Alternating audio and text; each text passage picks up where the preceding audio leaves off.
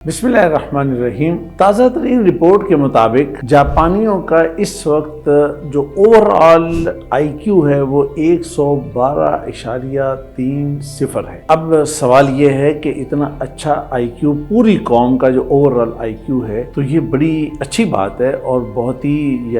Note کرنے والی چیز ہے، اور یہ دنیا میں اس وقت سب سے زیادہ ہے۔ اب سوال یہ پیدا ہوتا ہے کہ آخر وہ اس لیول تک پہنچے کیسے، اور پوری قوم کا یہ آئی کیو لیول اتنا اونچا کیسے چلا گیا، اتنا اوپر کیسے چلا گیا، اور پھر ساتھ ہی ہمارے لیے بھی یہ بات موجود ہے کہ کیا ہم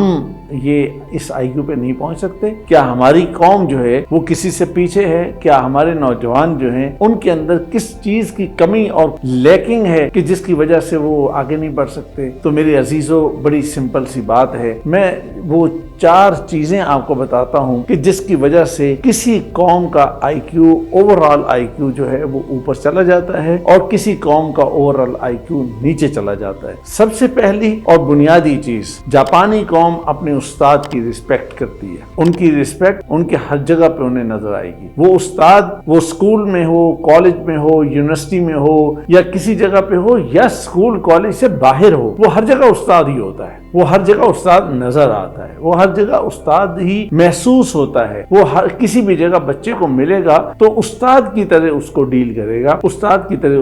اس کے اندر شفقت بھی موجود ہوگی۔ یعنی بچے کو جو آگے لے کے جانا اور اس کی کامیابی کے لیے بے چینی اور اس کی طلب کہ یہ میرا اسٹوڈنٹ ہے اور اس کو آگے نکلنا ہے، تو یہ چیز وہ اگر بازار میں ہے تو وہاں پر بھی ہے، اسکول میں ہے تو وہاں پر بھی ہے، اور جس جگہ پہ ہے وہ 24 گھنٹے استاد ہی ہے۔ وہ یہ نہیں ہے کہ بس میں نے پیریڈ پڑھایا تو میں استاد ہوں۔ اور دوسری جانب پوری سوسائٹی استاد کی عزت کرتی ہے، اس کا احترام کرتی ہے۔ بڑے سے بڑا جو شخص ہے، بڑے سے بڑا عہدہ رکھنے والا بھی جو ہے وہ استاد کے سامنے بولنے کے لیے تیار نہیں ہے۔ دوسری چیز جس پہ آپ بڑا حیران بھی ہوں گے وہ کیا ہے؟ وہ میتھمیٹکس ہے، میتھ۔ ہم تو یہ کہتے ہیں کہ بھئی آگے جا کر اگر میتھ پڑھنی نہیں ہے تو آج میتھ کی کیا ضرورت ہے؟ کیوں ہم میٹرک کے اندر بچے کو میتھ کے اندر ڈالتے ہیں؟ کیا ضرورت ہے اس چیز کی؟ نہیں جناب، ایسا نہیں ہے، بلکہ یہ تو بہت زمانہ پہلے ارسطو نے یہ بات کہہ دی تھی کہ بچوں کو 2 کام روز کروایا کریں۔ ایک کام اس کو کھیل کے میدان میں لے جائیں اور بچہ وہاں پہ کھیل کھیلے تاکہ اس کا جسم ایکٹیو ہو، جسم مضبوط ہو اور جسم کے اندر چستی آئے، اور دوسری چیز اس نے کہا تھا کہ اس سے حساب کروائیں تاکہ اس کا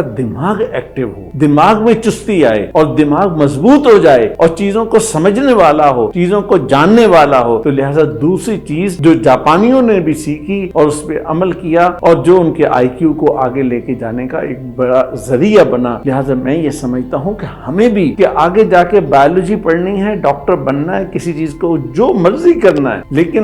بیسک لیول پر میتھ پہ توجہ دینی، میتھ کے اوپر فوکس کرنا، میتھ کے اوپر محنت کرنا، اس کے کانسیپٹ سمجھنا، اس کو پریکٹس میں لانا، یہ بڑا ضروری چیز ہے۔ اور تیسری چیز جس پہ جاپانیوں نے فوکس کیا اور ان کا آئی کیو پوری قوم کا اوپر چلا گیا، وہ ہے کہ ان کے خاندان نے، اس کی فیملی نے اس تمام ایجوکیشن سے ریلیٹڈ جو ایفرٹس ہیں اس کی سپورٹ کی۔ یعنی تعلیم کے لیے کوئی بھی ایکٹیویٹی کی جا رہی ہے تو پوری قوم اس کی پشت پر کھڑی ہے، پوری قوم اس کو سپورٹ کر رہی ہے، چھوٹا ہے، بڑا ہے، غریب ہے، امیر ہے، کہ تعلیم کے لیے کوئی بات ہے، ایجوکیشن کا تذکرہ ہے، ایجوکیشن کو بہتر کرنے کے لیے کوئی ایفرٹ کی جا رہی ہے، ہاں میں اس کی سپورٹ کرتا ہوں، میں اس کے ساتھ کھڑا ہوں، میں جس بھی طرح سے سپورٹ کر سکتا ہوں میں اس کی سپورٹ کرنے کے لیے تیار ہوں۔ اس لیے کہ جب تک یہ فیملی کا پورا سسٹم اس کی پشت پر کھڑا نہیں ہوتا، پورا خاندان اور پوری فیملی یعنی بڑے اور پوری سوسائٹی، اگر آپ اس کو آسان لفظوں میں سمجھیں کہ وہ اگر ایجوکیشن سسٹم کی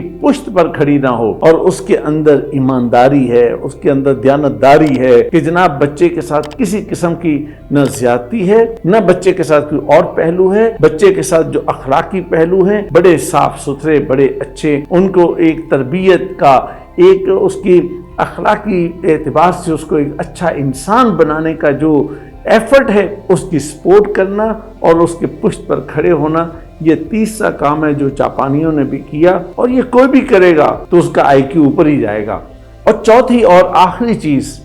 جاپانیوں نے بھی کی ہے، آپ کو بھی بتاتا ہوں، وہ یہ ہے کہ انہوں نے اچیومنٹ کا ایک کلچر دیا۔ انہوں نے اپنے بچوں کے اندر کہ بیٹا ہاں اچیومنٹس کا ایک کلچر ہے، اس نے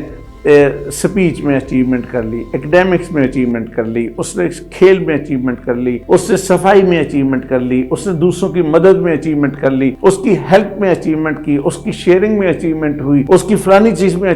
تو یہ اچیومنٹ کا جو کلچر بنایا، اس کے نتیجے میں بچوں کے اندر اس انداز سے کمپٹیشن بھی بڑھا، اور یہ ہیلدی کمپٹیشن بڑھا، اور نئی چیزیں سوچنا، نئی باتیں اپنے مائنڈ میں لانا، اور اس کے نتیجے میں پھر بہترین طریقے سے اس کو پریکٹس میں لانا، تو یہ ہے وہ چیز کہ جس نے ان کو کانفیڈنس دیا، اعتماد دیا، اور اس کے نتیجے میں آج اگر پوری دنیا کے اوپر ریسرچ ہوتی ہے اور جاپان کا نمبر 1 ہوتا ہے کہ ان کا جناب آئی کیو جو ہے وہ آج 112.30 پہ جا چکا ہے، اور ایوریج ہے یہ، یقیناً اس میں کچھ بہت اوپر بھی ہوں گے، یقیناً کچھ نیچے بھی ہوں گے، لیکن بات صرف اتنی ہے کہ یہ اگر ایوریج ہے تو آپ دیکھیے نا کہ اگر ہم تھوڑی سی ایفرٹ کر لیں اور یہ والا کلچر اپنے سکولوں میں، کالجز میں، یونیورسٹیز کے اندر، گھروں کے اندر یہ اگر ہم ڈیولپ کر لیتے ہیں تو اس کے نتیجے میں خود ہمارا اپنا گھر یہ بھی بہتر ہوگا،